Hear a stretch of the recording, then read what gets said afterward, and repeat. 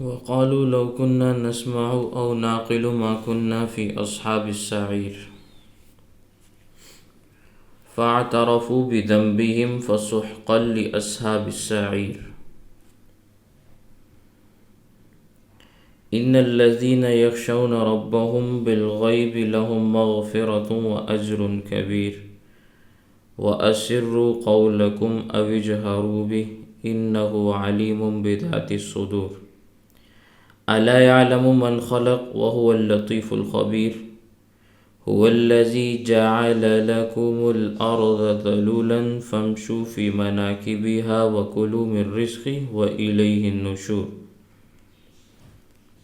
أأمنتم من في السماء أن يخسف بكم الأرض فإذا هي تمور أم أمنتم من في السماء أن يرسل عليكم حاصبا فستعلمون كيف نذير ولقد كذب الذين من قبلهم فكيف كان نكير أولم يروا إلى الطير فوقهم صافات ويقبضن ما يمسكهن إلا الرحمن إنه بكل شيء بصير صدق الله العظيم وقالوا اور وہ کہیں گے لو کننا نسمع اے کاش کہ ہم سنتے او نعقل یا ہم سمجھتے ما کننا فی اصحاب السعیر تو آج ہم شعلہ مارنے والی آگ میں نہ ہوتے فاعترفوا تو وہ اقرار کریں گے بذنبہم اپنے گناہوں کا فسحقاً تو پھر دوری ہے لاصحاب السعیر دوزخ والوں کے لیے ان الذین بے شک وہ لوگ یخشون ربہم جو ڈرتے ہیں اپنے رب سے بالغیب بغیر دیکھے لہم مغفرۃ ان کے لیے بخشش ہے واجر کبیر اور بہت بڑا اجر ہے وَأَسِرُّوا قَوْلَكُمْ اور اگر تم چھپاؤ اپنی بات کو اَوْ اجْهَرُوا بِهِ یا تم اس کو ظاہر کرو إِنَّهُ تو بے شک اللہ تعالی علیم جاننے والا ہے بذات الصدور دلوں کے احوال کو الا یعلم خبردار وہ جانتا ہے من خلق جس کو اس نے پیدا کیا وَهُوَ اللطیف وہ بہت باریکی سے دیکھنے والا ہے باریک بین ہے الخبیر خبردار ہے هو الذی اللہ وہ ذات ہے جعل لکم الارض جس نے بنایا تمہارے لیے زمین کو ذلولا تابع فامشوا فی مناکبہا تو تم چلو اس کے اطراف میں وَكُلُوا مِن رِزْقِهِ اور تم کھاؤ اس کے دیے ہوئے رزق میں سے وَإِلَيْهِ النُّشُورُ اور اسی کی طرف تم نے اٹھ کر کھڑے ہونا ہے أَأَمِنْتُمْ مَنْ فِي السَّمَاءِ کیا تم امن میں ہو اس ذات سے جو آسمان میں ہے کیا تم اس ذات سے بچے ہوئے ہو جو آسمان میں ہے ان یخسف بکم کہ وہ تمہیں دھنسا دے الارض زمین میں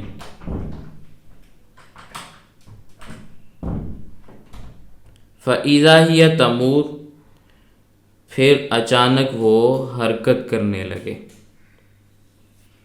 امنتم کیا تم بچے ہوئے ہو امن میں ہو من فی السماء اس ذات سے جو آسمان میں ہے ان یرسل علیکم کہ وہ چھوڑ دے تمہارے اوپر حاصبا پتھروں کی بارش کو فستعلمون تو تم عنقریب جان لوگے کیف نذیر کیسا تھا اس اللہ کا تمہیں ڈرانا وَلَقَدْ كَذَّبَ الَّذِينَ اور یقیناً بہت سارے لوگوں نے اس سے پہلے بھی جھٹلایا۔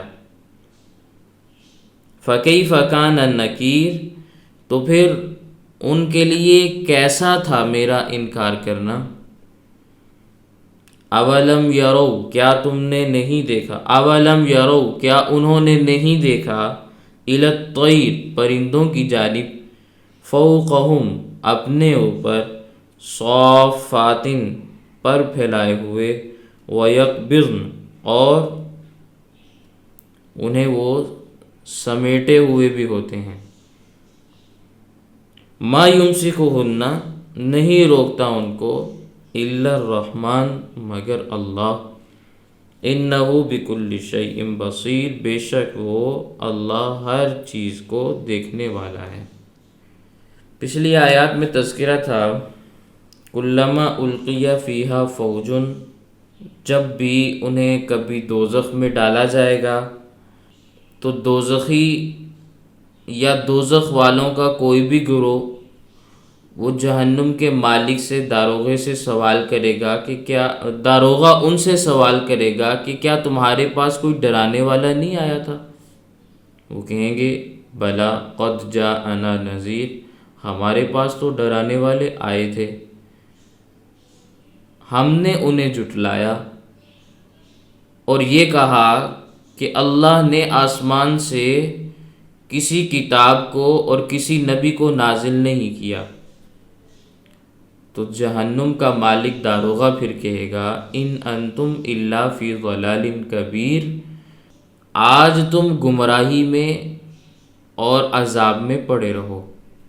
یہ جملہ داروغہ جہنم کا بھی ہو سکتا ہے اور یہ جملہ ان کفار کا بھی ہو سکتا ہے جو کہتے تھے انبیاء کو کہ تم جھوٹ بولتے ہو، تم گمراہ ہو، اللہ نے تو کسی چیز کو بھی نازل نہیں کیا۔ پھر وقالو، وہی دوزخ میں جلنے والے وہ یہ کہیں گے لو کننا نسمع او نعقل، اے کاش کہ اگر ہم سنتے اور سمجھتے، ما کننا فی اصحاب السعیر، تو آج ہم شعلہ مارنے والی آگ میں نہ ہوتے یا آگ والوں میں نہ ہوتے۔ حضرت شاہ عبدالعزیز محدث دہلوی رحمہ اللہ کی تفسیر عزیزی مارکیٹ میں مل جاتی ہے بڑی آسانی کے ساتھ اردو زبان میں، اور حضرت مولانا عبدالحق حقانی نور اللہ مرقدہ کی تفسیر حقانی، یہ بھی اردو زبان میں ہے، آسانی سے مل جاتی ہے۔ ان تفاسیر میں آپ دیکھیں گے کہ ہمارے یہ اکابر اور بزرگ فرماتے ہیں لو کننا نسمع، اس کا مفہوم یہ ہے کہ ہم دوسروں سے اچھی بات سن لیتے اور اس پر عمل کرتے تو دوزخ سے بچ جاتے۔ او ناقلو، اس کا مفہوم یہ ہے کہ ہمیں خود تحقیق ہوتی تو ہم خود عقل سے کام لیتے تو دوزخ میں آج نہ جل رہے ہوتے۔ تو شریعت کے اوپر، دین کے اوپر عمل کرنے کی دو صورتیں ہوتی ہیں۔ جہنم سے بچنے کے لیے آپ دنیا میں رہتے ہوئے دو طریقے استعمال کر سکتے ہیں، لو کننا نسمع او نعقل۔ نسمع کا معنی کہ دوسروں کے پاس جاؤ، ان سے اچھی بات سنو، سن کر اس پر عمل کر لو۔ نعقل، خود تحقیق کرو، تحقیق کرنے کے بعد اچھی چیز کے اوپر عمل کرو۔ یہ دونوں چیزیں انسان کو نجات کے راستے پر چلا دیتی ہیں، انسان کامیاب ہو جاتا ہے۔ لو کننا نسمع کا مفہوم ہے کہ اپنے اکابر علماء کے پیچھے چلو، ائمہ کی تقلید کرو۔ اگر یہ لوگ ائمہ کی تقلید کر لیتے، علماء کی بات کو تسلیم کر لیتے، اہل علم سے سوالات پوچھتے اور جوابات حاصل کرتے، نتیجہ دین پر عمل کر لیتے، انہوں نے یہ کام نہیں کیا۔ نتیجہ آج کیا ہے؟ اصحاب السعیر میں آج موجود ہیں، جہنمیوں میں، شعلہ مارنے والی آگ والوں میں، جو شعلہ مارنے والی آگ میں افراد موجود ہیں یہ ان کے ساتھی ہیں۔ او ناقل، یا پھر اپنا دماغ استعمال کرتے، اللہ نے عقل دی تھی، شعور دیا تھا، علم حاصل کرتے، علم حاصل کر کے کتابوں کا مطالعہ کرتے، قرآن کریم کی تفاسیر پڑھتے، احادیث کی تشریحات پڑھتے اور خود تحقیق کرتے، یعنی اجتہاد کرتے، اتنی صلاحیت ان کے اندر پیدا ہو جاتی کہ بڑے علماء میں ان کا شمار ہوتا، اجتہاد کی صلاحیت ان میں پیدا ہو جاتی، پھر یہ دین میں غور و فکر کر کے مسائل نکالتے اور پھر اس کے اوپر عمل کرتے، لوگوں سے بھی عمل کرواتے۔ تو جب انہوں نے یہ کام بھی نہیں کیا تو آج اصحاب السعیر میں شامل ہیں۔ اس لیے شاہ عبدالعزیز محدث دہلوی رحمہ اللہ فرماتے ہیں دوزخ سے بچنے کے دو اسباب ہیں، ایک تقلید ہے، دوسرا تحقیق ہے۔ یا تو ائمہ کی بات مان کے ان کے اوپر اعتماد کر کے ان کی تقلید کر لو، کامیاب ہو جاؤ گے، دوزخ سے بچ جاؤ گے، یا اگر تمہارے اندر اتنی صلاحیت موجود ہے تو پھر تحقیق کرو، تحقیق کرنے کے بعد دین کے اوپر عمل کرو، عمل کر کے کامیابی حاصل ہو جائے گی، نجات پا جاؤ گے۔ سمجھ آ گئی؟ تقلید کا معنی ہوتا ہے کہ کوئی شخص خود مسائل کو نہیں جانتا، نہیں سمجھتا تو دوسروں سے پوچھ کر عمل کرتا ہے، اہل علم سے سوال کرتا ہے۔ قرآن کریم میں بھی ہے فَاسْأَلُوا أَهْلَ الذِّكْرِ إِن كُنتُمْ لَا تَعْلَمُونَ، اگر تم اہل علم سے سوال کرو تو تمہاری لا علمی کا مسئلہ علم کے اندر تبدیل ہو جائے گا، لا علمی علم سے تبدیل ہو جائے گی، تمہیں علم حاصل ہو جائے گا۔ بر صغیر میں ایک بہت بڑے عالم گزرے ہیں غیر مقلدین کے، جو لوگ تقلید کے منکر ہیں، ان کے معاشرے کے اندر انہوں نے اپنا نام اہل حدیث رکھا ہوا ہے، مولانا نذیر حسین دہلوی، یہ ان کے مذہب کے بانیان میں شمار ہوتے ہیں۔ وہ اپنی کتاب انتصار الحق میں یہ بات لکھتے ہیں کہ اگر خود کسی کو علم نہ ہو، تحقیق نہ ہو، تو اللہ کا یہ ارشاد حکم دیتا ہے فَاسْأَلُوا أَهْلَ الذِّكْرِ کہ علم والوں سے پوچھو۔ پھر آگے جا کے لکھتے ہیں کہ آدمی اس کا مکلف نہیں کہ تمام علماء سے پوچھے، ایک سے بھی پوچھ کر چلے تو کافی ہے۔ ہم کہتے ہیں اسی کا نام تقلید شخصی ہے۔ مولانا نذیر حسین صاحب کیا فرماتے ہیں؟ سب سے پوچھنے کی ضرورت نہیں کہ آپ مثال معاشرے میں 100 عالم ہیں تو ایک ایک کے پاس جاؤ سب سے پوچھو، نہیں، ایک سے بھی سوال کر لو، وہ جو جواب دے اس پر عمل کر لو، تمہیں اللہ کے قرآن کے اوپر عمل حاصل ہو جائے گا۔ فَاسْأَلُوا أَهْلَ الذِّكْرِ، اس کا تم مصداق بن جاؤ گے، اہل علم سے پوچھنے والوں میں تمہارا شمار ہو جائے گا۔ تو ہم یہی بات کہتے ہیں کہ آپ نے آج مسئلہ پوچھنا ہے اپنی مسجد کے مولوی صاحب سے، شہر کے خطیب صاحب سے، یا اپنے ملک کے بڑے عالم سے، اور ہم مسئلہ پوچھتے ہیں امام اعظم ابو حنیفہ رحمہ اللہ سے۔ تو کہاں امام اعظم ابو حنیفہ رحمہ اللہ جو صحابہ کے شاگرد، اور کہاں 14ویں صدی کے گناہوں اور فتنوں کے ماحول کے اندر پلنے بڑھنے والا اور علم سے ناآشنا 14ویں صدی کا کوئی مولوی۔ تو ہم بجائے آج کے لوگوں کی تقلید کرنے کے ہم کہتے ہیں امام اعظم ابو حنیفہ کی تقلید کر لو، امام شافعی رحمہ اللہ کی تقلید کر لو، امام احمد بن حنبل رحمہ اللہ کی تقلید کر لو، امام مالک رحمہ اللہ کی تقلید کر لو، کامیاب ہو جاؤ گے۔ حضرت شاہ ولی اللہ محدث دہلوی رحمہ اللہ سے سوال کیا گیا کہ حضرت تقلید شخصی جائز ہے یا جائز نہیں، یعنی ایک متعین فرد کی تقلید کرنا یہ درست ہے یا درست نہیں؟ فرمایا جائز ناجائز یہ تو بعد کا مسئلہ ہے، یہ تو فرض عین ہے، فرض ہے۔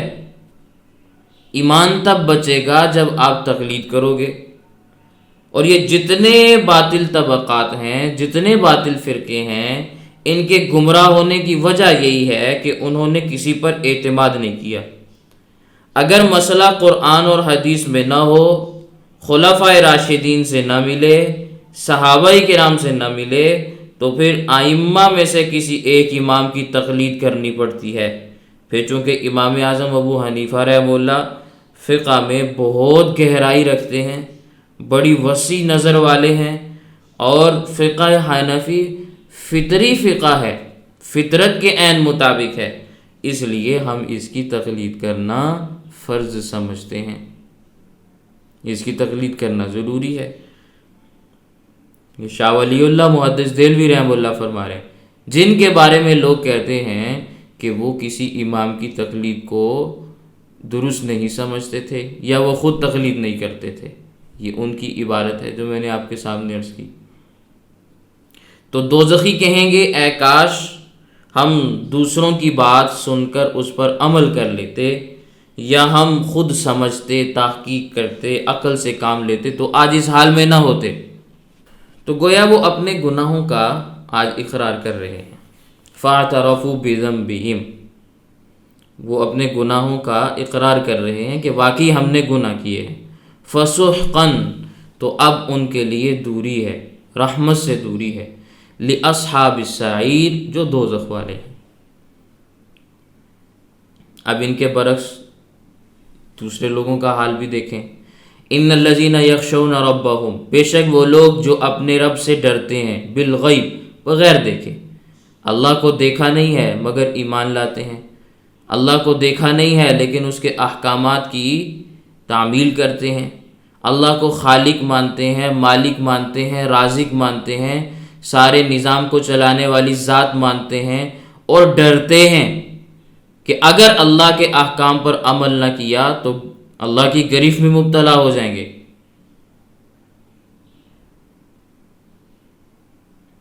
محض انسان ڈرنے کا دعویٰ کر لے تو اس سے کچھ حاصل نہیں ہوتا۔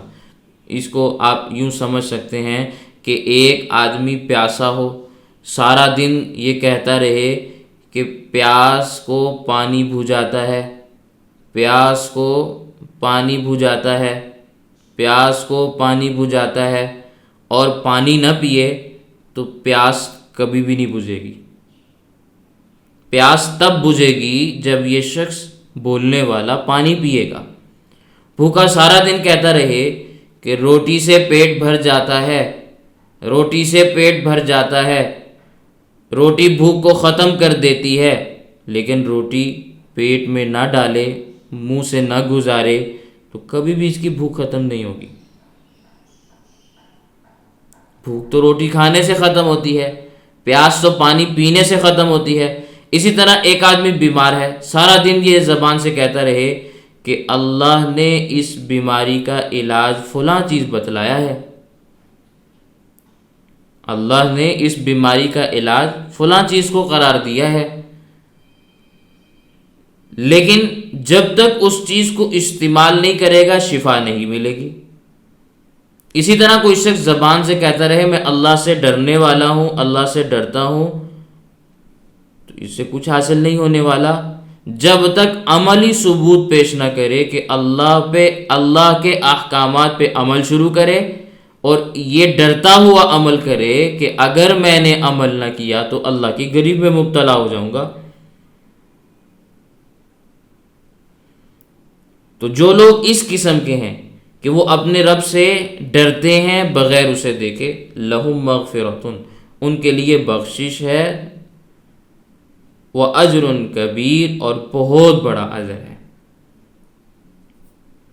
پھر آگے اللہ تعالیٰ فرماتے ہیں اے انسانوں، وَأَسِرُّوا قَوْلَكُمْ، اگر تم چھپاؤ اپنی بات کو آہستہ بات کر کے، أَوِ اجْهَرُوا بِهِ، یا ظاہر کرو اس کو اونچی آواز میں بات کر کے، إِنَّهُ عَلِيمٌ بِذَاتِ الصُّدُورِ، تو اللہ ساری باتوں کو جاننے والا ہے، سننے والا ہے، وہ تو دلوں کے احوال تک کو جاننے والا ہے۔ آہستہ بولو یا بلند آواز سے بولو، ساری کی ساری چیزیں اللہ کے علم میں، وہ دلوں کے بھید کو جاننے والا ہے۔ علیم بذات الصدور۔ خیبر کے سفر میں صحابہ کرام نبی کریم صلی اللہ علیہ وسلم کے ساتھ تھے، کبھی ٹیلوں پہ چڑھتے، کبھی نیچے اترتے، کبھی اوپر چڑھائی ہوتی، کبھی اترائی آتی۔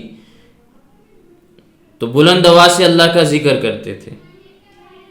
بخاری کی روایت ہے، نبی کریم صلی اللہ علیہ وسلم نے منع فرمایا اور ارشاد فرمایا، ایھا الناس اربعوا علی انفسکم انکم لیس تدعون اصما ولا غائبا انکم تدعون سمیعا قریبا وہو معکم۔ اے لوگو اپنی جانوں پہ رحم کھاؤ، تم اس ذات کو نہیں پکار رہے جو بحری ہے اور غائب ہے، بلکہ تم سمیع اور قریب ذات کو پکارے جو سننے والی بھی ہے اور قریب سے سن رہی ہے، اور وہ تمہارے ساتھ بھی ہے، وَهُوَ مَعَكُمْ، ایسی ذات کو تم پکار رہے ہو۔ تو اس روایت کی روشنی میں ائمہ اربعہ یہ بات فرماتے ہیں، چاروں کے چاروں امام، کہ بلند آواز سے ذکر کرنا یہ مکروہ تحریمی ہے۔ ہاں، تعلیم کے لیے وہ الگ مسئلہ ہے۔ ہمارے ہاں خانقاہوں میں جو ذکر ہوتا ہے وہ تعلیماً ہوتا ہے، مرید اپنے پیر کے پاس جاتے ہیں ذکر سیکھنے کے لیے جاتے ہیں، ان کو ذکر کا طریقہ تعلیم کرنے کے لیے کر کے بتایا جاتا ہے کہ یوں ذکر کیا جاتا ہے۔ تعلیم کا مسئلہ ہو پھر الگ ہے، ویسے بلند آواز سے ذکر کرنا مکروہ تحریمی، خاص طور پر مساجد میں، اور قیامت کی نشانیوں میں سے ایک نشانی ہے رفع الاصوات فی المساجد، مسجدوں میں آوازوں کا بلند ہونا، مسجدوں میں بلند آواز سے لوگ کلام کریں گے، باتیں کریں گے۔ ہاں، یہ مسئلہ ذہن میں رکھیں، اگر آدمی کسی جگہ اکیلا ہے اور اس کے بلند آواز سے ذکر کرنے میں کسی کی نماز میں خلل نہیں آتا، کسی کے مطالعے میں خلل نہیں آتا، تو پھر اس کو بلند آواز سے ذکر کرنے میں کوئی مسئلہ نہیں، کوئی حرج نہیں۔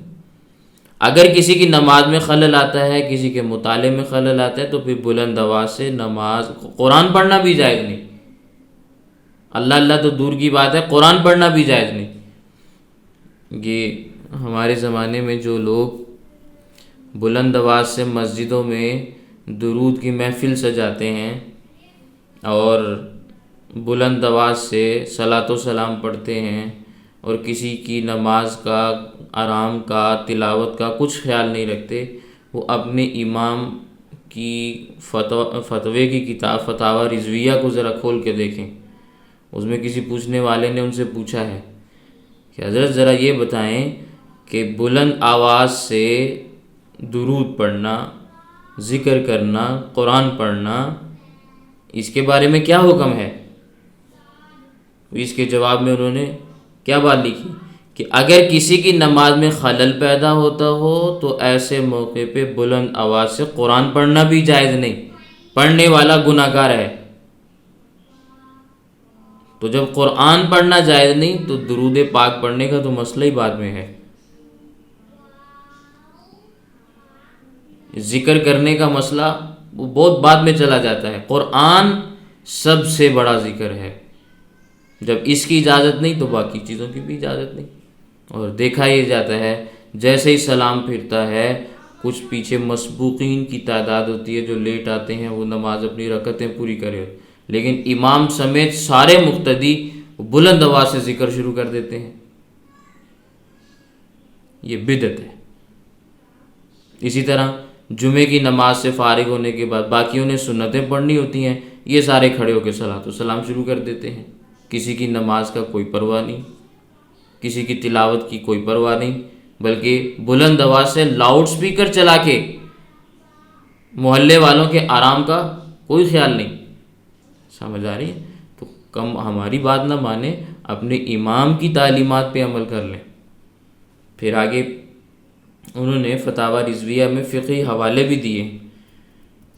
کسی نے پوچھا اگر کوئی اس طرح کرتا ہے تو پھر اس کا علاج کیا کریں؟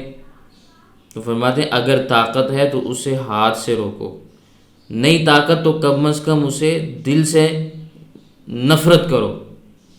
لیکن آج کل الٹی منطق چل رہی ہے ساری، اہل بدعت سارے کے سارے اپنے آپ کو حنفی کہتے ہیں، لیکن فقہ حنفی پر چلنے کے لیے تیار نہیں۔ فقہ حنفی میں شرک اور بدعت کی جتنی مذمت اور تردید کی گئی ہے شاید ہی کسی اور فقہ میں ہو۔ سب سے زیادہ بلند آواز سے ذکر کرنے کے مخالف حضرت امام اعظم ابو حنیفہ رحمہ اللہ۔ البحر الرائق فقہ حنفی کی بہت معتبر کتاب ہے، فتح القدیر، اور اسی طرح الفقہ الکبیر، یہ بڑی معتبر اور مستند قسم کی کتابیں ہیں۔ ان میں واضح طور پر یہ بات لکھی ہوئی ہے، قال ابو حنیفہ رحمہ اللہ تعالی رفع الصوت فی الدعاء والذکر بدعۃ مخالف للامر فی قولہ تعالی ادعوا ربکم تضرعا وخفیہ۔ بلند آواز سے دعا کرنا، بلند آواز سے ذکر کرنا یہ بدعت ہے اور اللہ کے حکم کی مخالفت ہے۔ اللہ نے قرآن میں فرمایا ادعوا ربکم تضرعا وخفیہ کہ تم اپنے رب کو عاجزی کے ساتھ اور آہستگی کے ساتھ پکارو۔ تو یہ اسپیکر پھاڑ پھاڑ کے ذکر کرنا، اسپیکر پھاڑ پھاڑ کے دعائیں کرانا، یہ فقہ حنفی میں اس کی کم از کم گنجائش نہیں ہے۔ تو اپنے آپ کو حنفی کہنے والے اپنے طرز عمل پہ غور و فکر کریں بھی، یا کہیں کہ بھی ہم حنفی نہیں ہیں، فقہ حنفی کو بدنام تو نہ کریں نا۔ اور ایک بات اور بھی سمجھ لیں، ایک ہے دعا اور ایک ہے توجہ الی الدعا۔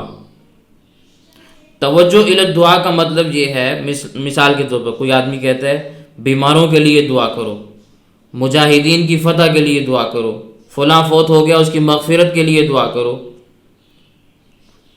تو یہ ایک آدمی نے بلند آواز سے کہا لوگوں کی توجہ دلانے کے لیے، یہ کہنا جائز ہے، لیکن جب دعا شروع ہوگی تو اب دعا آہستہ مانگی جائے گی، اب اس میں آہستگی ہوگی، اب اس میں عاجزی ہوگی۔ تو بہرحال فرمایا الا خبردار، یعلم رب جانتا ہے، من خلق جس کو اس نے پیدا کیا، وہو اللطیف الخبیر وہ بہت باریک بین ہے، خبردار ہے۔ اللہ کے سارے نام ہی بڑے برکتوں والے ہیں، لیکن اللہ یہ اللہ کا ذاتی نام ہے، اس میں ذات بھی اس کو کہتے ہیں، رحمان، رحیم، قہار، جبار، خبیر، لطیف، ستار، یہ سارے اللہ کے صفاتی نام ہیں۔ ہر نام میں کوئی نہ کوئی خاصیت ہوتی ہے۔ جن اکابر نے، بزرگوں نے عملیات پہ کتابیں لکھی ہیں، وہ لکھتے ہیں کہ اگر کسی کو رشتے میں پریشانی کا سامنا کرنا پڑ رہا ہو تو یا لطیف ہو، یا رحیم ہو، یا کریم ہو، اس کا ورد کریں کثرت کے ساتھ۔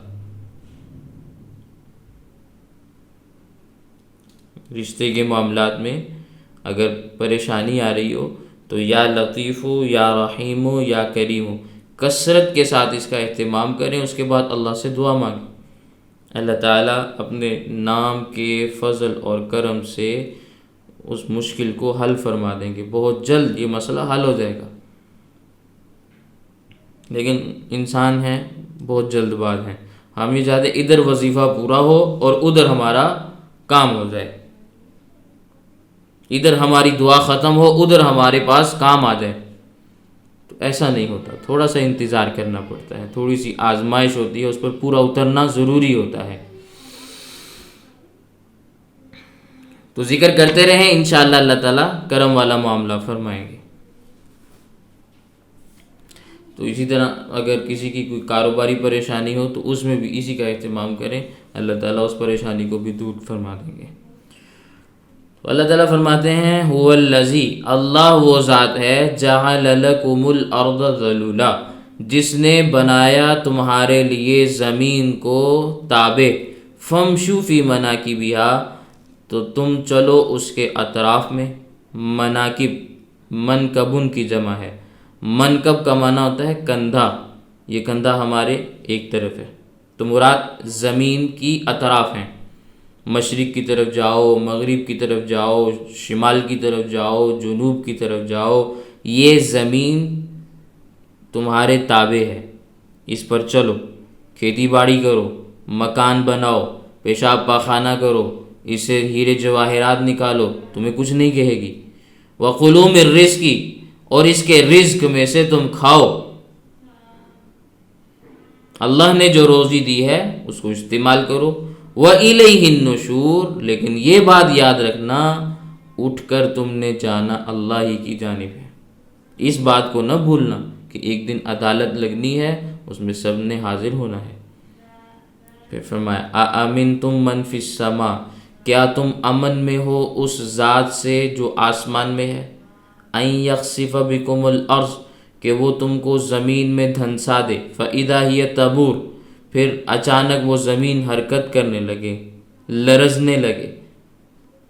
چند سیکنڈوں کا زلزلہ آتا ہے، چند سیکنڈز کا زلزلہ آتا ہے، زمین ہل کے رہ جاتی ہے، تباہ ہو کے رہ جاتی ہے۔ تو فرمایا کیا تم امن میں ہو اس ذات سے جو آسمانوں میں ہے کہ تمہیں زمین میں دھنسا دے اور زمین لرزنے لگے۔ اور یہ بھی یاد رکھیں، جس طرح یہ عقیدہ ہے نا کہ اللہ آسمانوں میں ہے، عرش پہ مستوی ہے، اسی طرح یہ بھی عقیدہ رکھنا ضروری ہے کہ اللہ فرش پر بھی ہے، ہمارے ساتھ ہے۔ وَهُوَ مَعَكُمْ أَيْنَمَا كُنْتُمْ، یہ قرآن کریم کی آیت ہے۔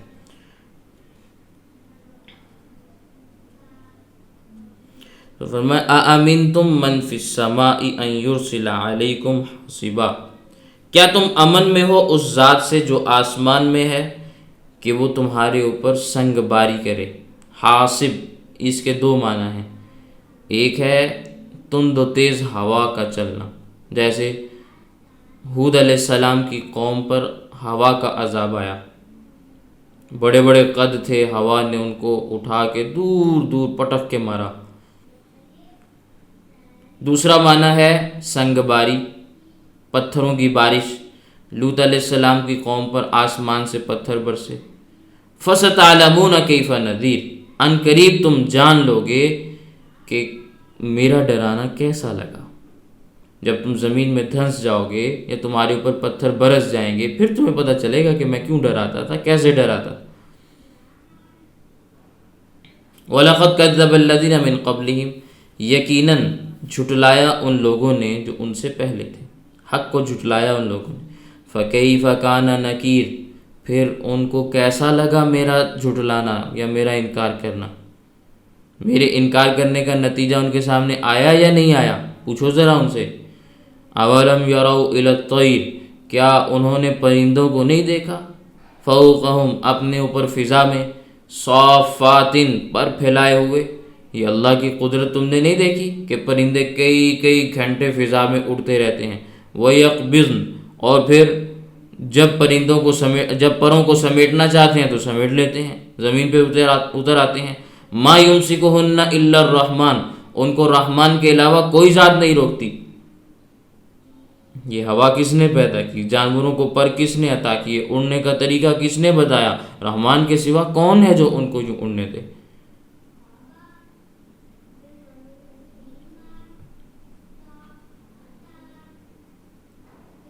اللہ کی قدرتوں کو سمجھنا چاہیے، انسان کو چاہیے کہ وہ اللہ کی قدرتوں پر غور و فکر کرے، سمجھے بات کو۔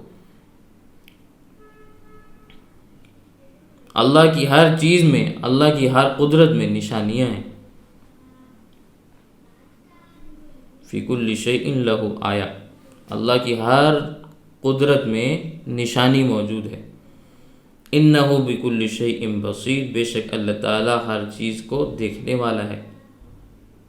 اس کا علم، اس کی سمع یعنی سننے کی صلاحیت، اور اس کا بصر دیکھنے کی صلاحیت ہر چیز پر حاوی ہے، ہر چیز پر محیط۔ وَهُوَ مُحِيطُ كُلِّ شَيْءٍ، وہ ہر چیز پر محیط ہے۔ وَكَانَ اللَّهُ بِكُلِّ شَيْءٍ مُحِيطًا، قرآن کی آیت ہے۔ اور امام اعظم ابو حنیفہ رحمہ اللہ نے عقیدہ کیسے لکھا، وَهُوَ مُحِيطُ كُلِّ شَيْءٍ، اللہ ہر چیز پر محیط ہے، علم کے لحاظ سے بھی، سماعت کے لحاظ سے بھی، بصارت کے لحاظ سے بھی، قدرت کے لحاظ سے بھی۔ تو اس لیے اللہ کی ان نشانیوں کو سمجھیں، غور و فکر کریں، قرآن کریم کی آیات سمجھ آئیں گی۔ اللہ تعالی ہمیں قرآن کریم کی تفسیر کو صحیح انداز میں سمجھنے کی توفیق عنایت فرمائے۔ وآخر دعوانا ان الحمد للہ رب العالمین۔